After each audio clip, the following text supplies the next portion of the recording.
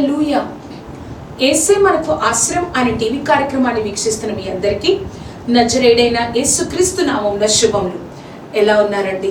దేవుడు తన రెక్కల చాటును మనల్ని భద్రపరిచి మరొక వారాన్ని మనకు అనుగ్రహించిన దేవాది దేవునికి సమస్తమైన మహిమ ఘనత ప్రభావాలు కలుగును గాక.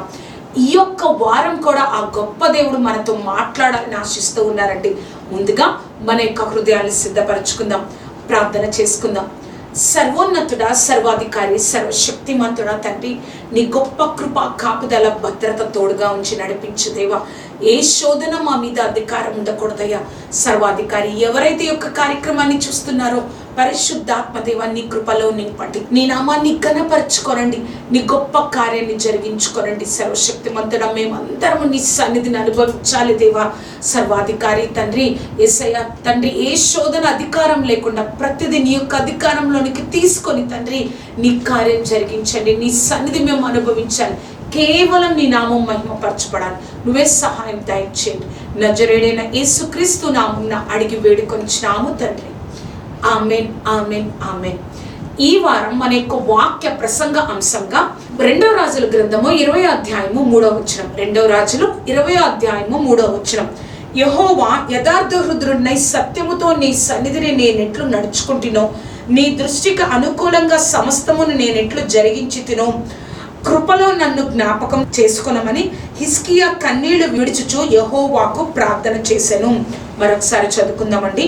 2వ రాజుల గ్రంథం 20వ అధ్యాయము 3వ వచనం. యెహోవా యథార్థ హృదయుడనై సత్యముతో నీ సన్నిధిని నేనెట్లు నడుచుకుంటునో, నీ దృష్టికి అనుకూలంగా సమస్తమును నేనెట్లు జరిగించుతినో, కృపలో జ్ఞాపకం చేసుకొనమని హిజ్కియా కన్నీళ్లు విడిచుచు యెహోవాకు ప్రార్థన చేసెను. ఈ వారం అనే వాక్య ప్రసంగ అంశం, నువ్వు దేవుడి కోసం చేసినది ఏదైనా దేవుడు మరచిపోరు. నువ్వు దేవుడి కోసం చేసినది ఏదైనా కూడా దేవుడు మర్చిపోరు. అయ్యో, నేను దేవుడి కోసం నా యొక్క సమయాన్ని, నా యొక్క ఆర్థికాన్ని, నా యొక్క కొన్ని అలవాట్లు ప్రతిదీ కూడా నేను పక్కన పెట్టేసి దేవుణ్ణి వెంబడిస్తున్నాను, దేవుడే నాకు లోకము, దేవుడే నాకు ముఖ్యము అని నేను జీవిస్తున్నానే అని అనుకుంటున్నావేమో. దేవుడు మనతో చెప్తున్న పాట, నాకు ఇంకా ఎప్పుడు ఆశీర్వాదం, నాకు ఎప్పుడు నా జీవితానికి, నా కుటుంబంలో ఎప్పుడు సంతోషం. ఈ లోకంలో అందరూ కూడా దేవుణ్ణి తెలుసుకొని వారు ఆ విధంగా ఉన్నారు. కానీ దేవుణ్ణి తెలుసుకున్న నేను దేవుడి వైపే చూస్తూ దేవుళ్ళలోనే నిలబడుతున్నా, నాకెప్పుడు ఆశీర్వాదం అని అనుకుంటున్నావేమో. దేవుడి కోసం నువ్వు చేసినది ఏదైనా కూడా దేవుడు మర్చిపోరు. నువ్వు సంఘంలో చిన్నగా ఒక కుర్చీలే పరిచర్య చేస్తున్నావేమో, ఏదన్నా చిన్న పని మాత్రమే చేస్తున్నావేమో, అది కూడా దేవుడు మర్చిపోరు. ప్రవక్త అయిన యెషయా రాజు దగ్గరకు వచ్చి, నువ్వు మరణమవుతున్నావు, నీ ఇంటిని చక్కబెట్టుకో అని చెప్పినప్పుడు అప్పుడు హిజ్కియా వెంటనే, ప్రభువా నన్ను ఒక్కసారి జ్ఞాపకం చేసుకో. ఒకసారి వాక్యాన్ని చదువుదామండి. యెహోవా యథార్థ హృదయుడనై సత్యముతో నీ సన్నిధిని నేనెట్లు నడుచుకుంటునో, నీ దృష్టికి అనుకూలంగా సమస్తమును నేనెట్లు జరిగించుతునో, కృపలో నన్ను జ్ఞాపకం చేసుకోయ్యా. నేను ఏ విధంగా ఉన్నానో, నేను ఏ విధంగా నీ సన్నిధిలో నడుచుకున్నానో నన్ను జ్ఞాపకం చేసుకోయ్యా అని అడిగినప్పుడు వెంటనే మళ్ళీ యెషయా ఆ యొక్క రాజు యొక్క భవనాన్ని దాటిపోకముందే, నువ్వు వెళ్ళి నా ప్రజలను పరిపాలిస్తున్న రాజుతో చెప్పు, నేను అతనికి 15 సంవత్సరాల ఆయుష్నిస్తున్నానని చెప్పు అని దేవుడు చెప్పాడు కదా అండి. మనము కూడా మన జీవితాలు కూడా నువ్వు ఏదైతే దేవుడి కోసం చేస్తున్నావో, ఏదైతే దేవుడి కోసం నీ జీవితంలో వెచ్చించావో, అది సమయమైనా, అది ఆర్థికమైనా, అది మాట సహాయమైనా, ఏదైనా కూడా దేవుడి కోసం నువ్వు చేసినది ఆయన మర్చిపోయే దేవుడు కాదు. నేను మర్చిపోను, నిన్ను ఆశీర్వదిస్తాను. ఆ యొక్క మరణకరమైన వ్యాధి వేరే వాళ్ళకు వస్తే ఇంకా పూర్తిగా కొన్ని రోజుల్లోనే చనిపోతారు. కానీ హిజ్కియా దేవుడి యందు భయభక్తులు కలిగి దేవుడి కోసం నిలబడ్డాడు కాబట్టి, ప్రభా నన్ను ఒక్కసారి జ్ఞాపకం చేసుకుని నేను ఏ విధంగా ఉన్నాను, దేవుడు మరచిపోలేదు కాబట్టి ఒక అసాధ్యమైన ఆయుష్ను, ఒక ఆశీర్వాదాన్ని హిజ్కియా జీవితంలో దేవుడు అనుగ్రహించాడు. మన జీవితంలో కూడా దేవుడు తప్పకుండా నువ్వు చేసిన దానికి, అది ఏ ఆర్థికంగా నువ్వు సహాయం చేసావా, సమయాన్ని హెచ్చించావా, లేకపోతే దేవుడే లోకమని ఈ లోకంలో యథార్థంగా జీవిస్తున్నావా, ఆ చేసిన త్యాగాన్ని, ఆ చేసింది ఏదైనా దేవుడి కోసం, దేవుడు నేను మరచిపోను అని దేవుడు నీకు నాకు ఈ రోజు జ్ఞాపకం చేస్తున్నారు. మన యొక్క వాక్య ప్రసంగ అంశం, నువ్వు దేవుడి కోసం చేసినది ఏదైనా దేవుడు మర్చిపోరు. దేవుడు కొంతమంది భక్తుల జీవితాల్లో వారి జీవితాన్ని వారు చేసినది మర్చిపోకుండా వారి కుటుంబాల్ని తరతరాల్ని ఏ విధంగా ఆశీర్వదించారో 3 విషయాల్లో మనం ఈ రోజు నేర్చుకుందాం. మన వాక్య ప్రసంగంలో మొట్టమొదటిగా, దేవుడి బిడ్డలకు నువ్వు చేసిన సహాయాన్ని దేవుడు మర్చిపోరు కదా. నువ్వు అనేక మందికి దేవుడి బిడ్డలైన వారికి సహాయం చేస్తూ ఉంటావు. అనేకమైన దేవుడి బిడ్డలైన వారికి ఆర్థికంగా కానీ ఏదో ఒక విధంగా వారికి సహాయం చేసి వారి యొక్క అవసరతలో, వారి యొక్క లోటులో, వారి యొక్క లేమిలో, లేకపోతే ఒక సంఘపరంగా ఒక సంఘ పెద్దగా నువ్వు ఏ విషయంలో అయినా వారికి సహాయం చేస్తూ ఉండొచ్చు. ఏ విధంగా అయినా ఆ యొక్క సమయాన్ని వెచ్చించి, ఆర్థికాన్ని వెచ్చించి నువ్వు సహాయం చేస్తూ ఉండొచ్చు. కానీ దేవుడి బిడ్డలుగా నువ్వు చేసావు కదా, దేవుడు బిడ్డలైన వారి సేవకులకు చేసిన ఆ యొక్క సహాయాన్ని దేవుడే కార్యం చేసి నీ జీవితంలో హెచ్చిస్తాను అని చెప్తున్నారు. దేవుడు పక్షపాతి కాడండి. అయ్యో, దేవుడు నీకు ఆ సహాయాన్ని ఏ విధంగా అనుగ్రహిస్తాడో తెలుసా? నువ్వు కొంత పెట్టావేమో, కానీ దేవుడు దాన్ని 100 ఆశీర్వాదాన్ని నువ్వు పొందుకోవడమే కాదు, అది తరతరాలకు ఒక ఆశీర్వాదకరంగా ఉండేటట్లుగా దేవుడు నీకు ఇస్తాను అని ఈరోజు మాట్లాడుతూ ఉన్నారు. నిజంగా నేను దేవుడి కోసం ఇంత చేస్తున్నాను, నా కుటుంబం ఆశీర్వదింపబడలేదు, నేను ఎంతగానో కోల్పోయాను, నా సమయాన్ని, నా ధనాన్ని నేను కోల్పోయాను అని నువ్వు ఎప్పుడు బాధపడకూడదు. ఎందుకంటే నువ్వు ఎవరికి ఇచ్చావు? అన్నీ ఇచ్చిన దేవుడికి నువ్వు ఆ యొక్క సమయాన్ని, ఆ యొక్క ధనాన్ని నువ్వు ఇచ్చావు. నువ్వు బాధపడకుండా, దేవా నువ్వు కార్యం జరిగించు, నువ్వు నన్ను ఎప్పటికీ మర్చిపోవు, నువ్వు నాకు సహాయం చేస్తావు ప్రభా అని నువ్వు ఎప్పుడైతే దేవుడు వైపే చూస్తావో, దేవుడు బిడ్డలకు చేసిన సహాయాన్ని దేవుడు మర్చిపోరు. అసలు ఈ యొక్క ఫస్ట్ పాయింట్లో ABCD చూద్దామండి, ఏ విధంగా దేవుడు సహాయం చేస్తారో. చూసినట్లయితే, దేవుడి ప్రజల పక్షంగా ఉన్న నిన్ను దేవుడు ఆశీర్వదిస్తారు. దేవుడి ప్రజల పక్షంగా ఉన్న నిన్ను దేవుడు ఆశీర్వదిస్తారు. దావీదు జీవితం మనం ఒకసారి జ్ఞాపకం చేసుకుంటే, దావీదు ఆ యొక్క ఫిలిస్తీన్లకు యుద్ధంలో జరుగుతున్నప్పుడు ఆ గొల్యాతును చంపిన తర్వాత సౌలు అప్పటి నుంచి దావీదు మీద విషపు చూపు చూడడం, అప్పటి నుంచి దావీదును చంపడం, దావీదుని ఎప్పుడు చంపుదామా అని చూడడం మనం చూస్తాం. కానీ ఈ యొక్క చంపడం సౌలు ఈ విధంగా అనుకుంటున్నాడని సౌలు కుమారుడైన యోనతాను గ్రహించి ఈ విషయాన్ని దావీదుకు చెప్తాడండి. దేవుడే కోరుకున్న దావీదుకి యోనతాను ఈ విషయాన్ని చెప్తాడు. దేవుడి బిడ్డల పక్షంగా నిలబడిన యోనతానుని దేవుడు విడిచిపెట్టాను.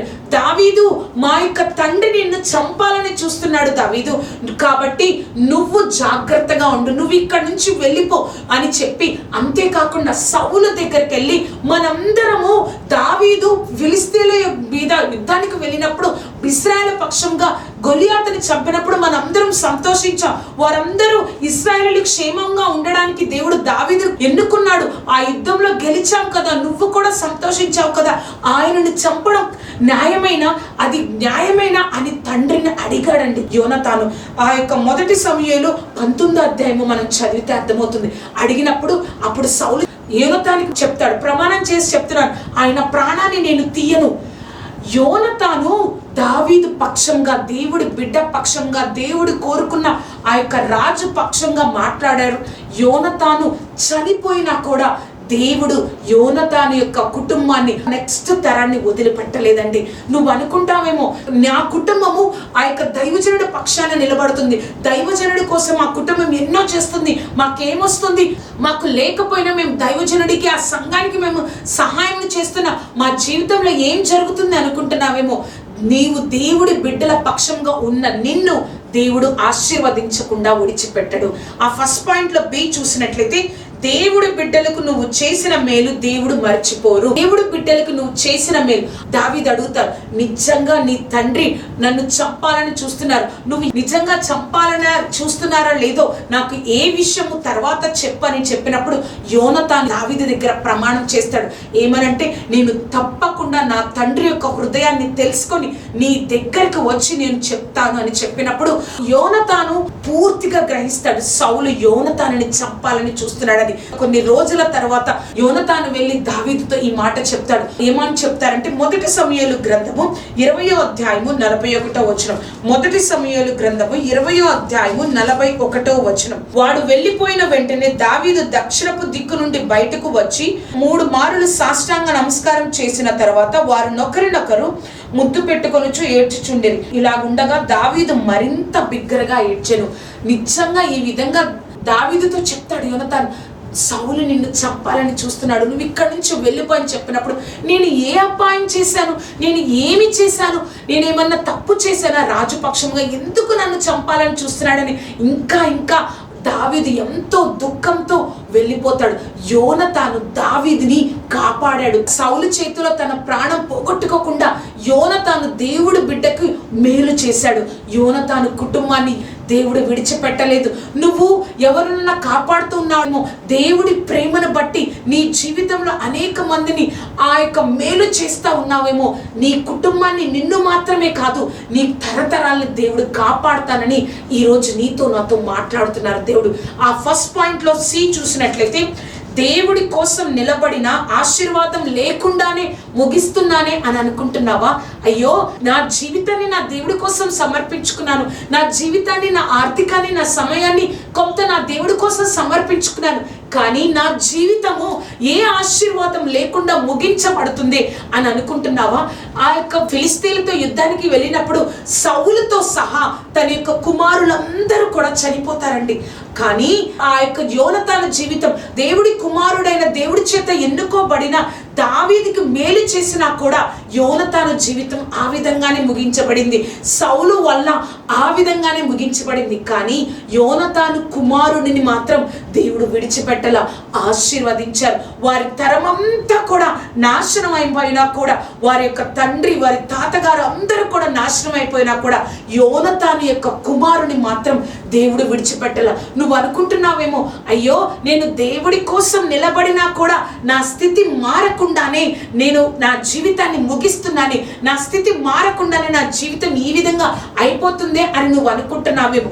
దేవుడు నీతో నాతో చెప్తున్న మాట, నువ్వు ఆశీర్వాదం లేకుండా నువ్వు వెళ్ళిపోతున్నావు అనుకుంటున్నావేమో. నువ్వు ఊహించని రీతిలో నీ యొక్క తరతరాలు ఆశీర్వదింపబడతాయని దేవుడు చెప్తా ఉన్నారు. ఆ యొక్క ఫస్ట్ పాయింట్ లో డి చూసినట్లయితే, దేవుడికి నువ్వు చేసిన దానికంటే గొప్పగా దేవుడు నిన్ను హెచ్చిస్తారు. మనం అనుకున్నాం, యోనతాను దావీదు కోసం నిలబడ్డాడు. సౌలు చేతిలో దావీదు చనిపోకుండా యోనతాను అనేక సార్లు కాపాడాడు. కానీ మనం అనుకుంటాం, యోనతాను జీవితం ఏ విధంగా అయిపోయింది, చివరికి మరణించాడు అని అనుకుంటాం. కానీ మరణించారని లోకమంతా అనుకుంటుంది. దావీదుకు సహాయం చేశాడు కానీ తన తండ్రిలాగే మరణించాడని లోకమంతా అనుకుంటుంది. కానీ దావీదు రాజైన తరువాత అక్కడ సేవకులను పిలిచి, నాకు ఉపకారం చేసిన యోనతానుని బట్టి సౌలు కుటుంబంలో ఎవరైనా ఉన్నారా అని దావీదు ఎంక్వైరీ చేస్తాడండి. ఎత్తుకుతాడు, ఎవరైనా ఉన్నారా, నాకు యోనతాను చేసిన ఉపకారంను బట్టి సౌలు కుటుంబంలో నేను వారికి సహాయం చేయడానికి ఎవరైనా ఉన్నారా అంటే అక్కడ ఆ యొక్క సేవకుడు చెప్తాడు. ఏమనంటే, యోనతాను కుమారుడైన మొఫీబోషెతు ఉన్నాడు అని చెప్పినప్పుడు వెంటనే అతన్ని తీసుకొని రండి అని చెప్పినప్పుడు మొఫీబోషెతు ఇలా అంటాడు, కుక్క వంటి వాడనైన నీ దాసుడైన నాకు సహాయం చేస్తావా? నీ సహాయం పొందుకోవడానికి నేను ఏ పాటి వాడని ప్రభా అంటే, ఏమీ కాదు, నువ్వు చనిపోయే వరకు కూడా నా యొక్క భోజనపు బల్లల దగ్గరే నా యొక్క కుమారులతో సమానంగా నువ్వు ఉండాలి, ఇక్కడ నా ఇంటి దగ్గర ఉండాలి అని ఆ యొక్క దావీదు యోనతాను కుమారుడైన మొఫీబోషెతును పోషించేటట్లుగా చేస్తాడు. చూసారా, దేవుడు బిడ్డల పక్షంగా నువ్వు ఏదైతే చేస్తావో దేవుడు నీ జీవితాన్ని గురించి మర్చిపోడండి. యోనతాను ఉన్న కాలంలో దావీదు కోసం యోనతాను ఎంతగానో నిలబడ్డాడు. కానీ ఆయన ఆశీర్వాదం చూడలేకపోయాడు.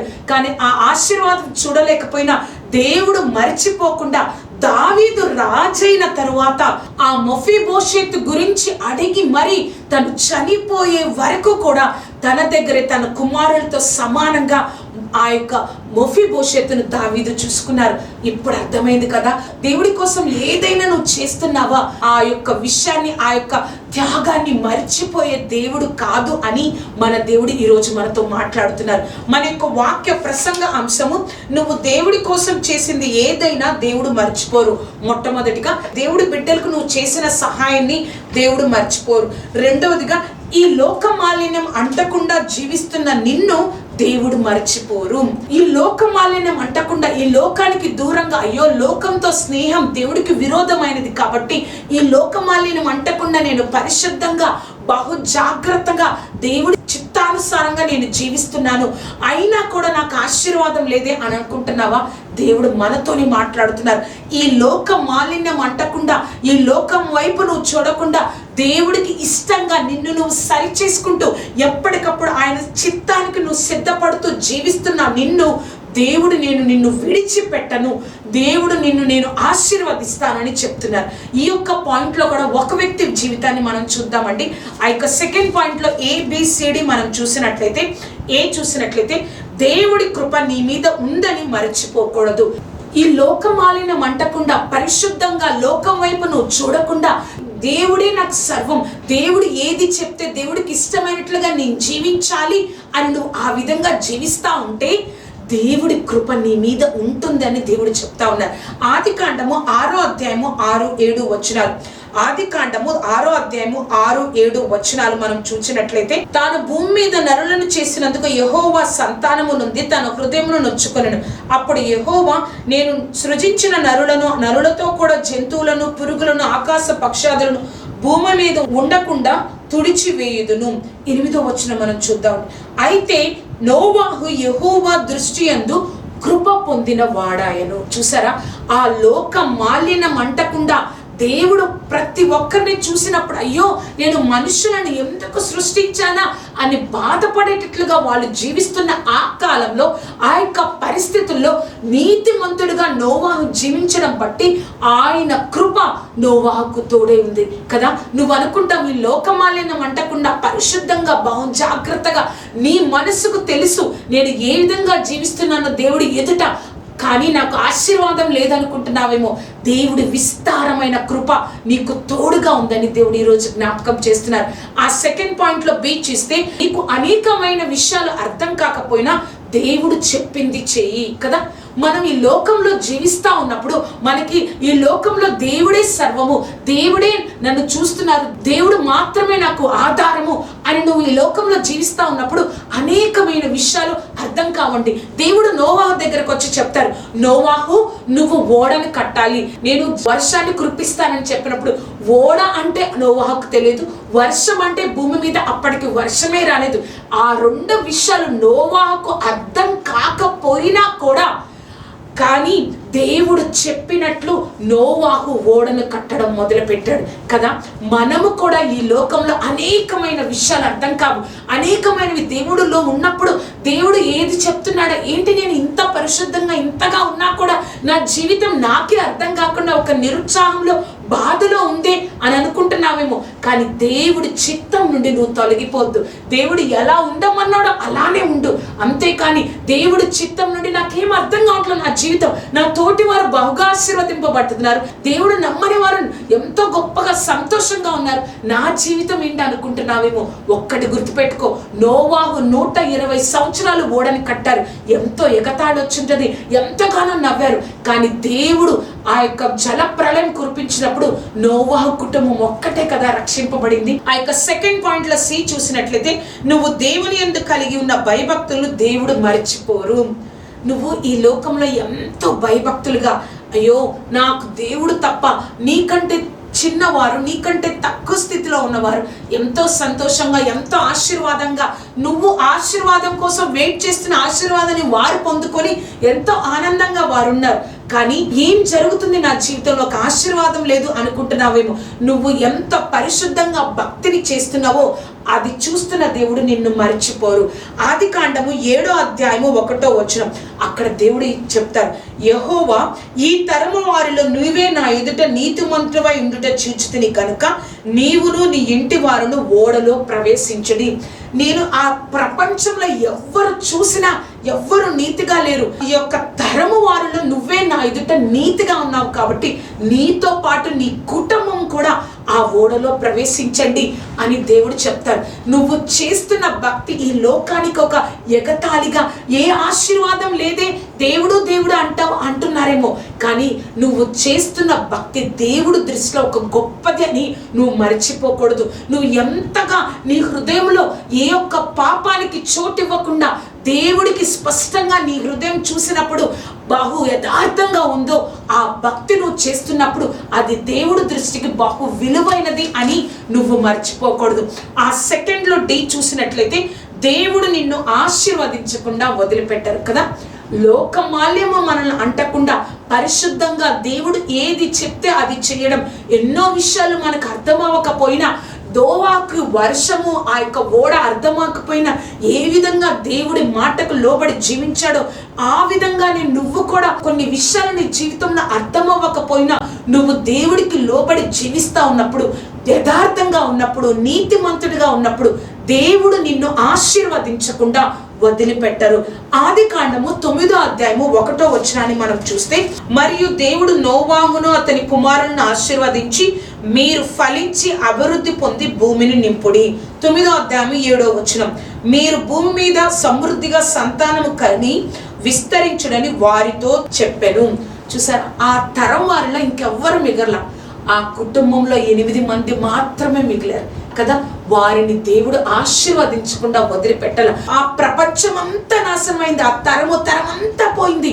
కానీ వారు నీతిగా బ్రతికినందుకు, ఆ యొక్క పరిస్థితులకి లొంగకుండా, లోక మాలిన్యం అంటకుండా పరిశుద్ధంగా దేవుడి ఎదుట నీతిమంతులుగా యథార్థంగా జీవించినందుకు వారిని దేవుడు ఆశీర్వదించకుండా వదిలిపెట్టలేదు కదా.